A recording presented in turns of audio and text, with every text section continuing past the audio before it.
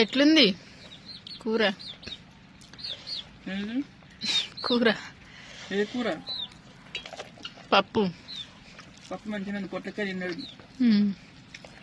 పొట్లకాయ కూర అయితే బాగుంది.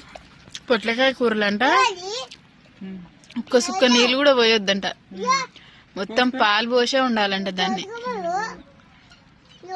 కానీ మన కాడ పాలు లేవు కదా, నీళ్ళు వేయకుండా అత్తమ్మ ఫ్రై చేసింది. సూపర్ ఉంది. ఏమైతే కాలే, ఎందుకంటే ఫస్ట్ టైం తిన్నాం కదా. బాగుంది కానీ నేను తినలే,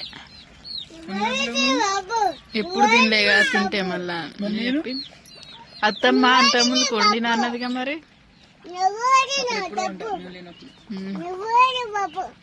ఎటుంది మన పప్పు?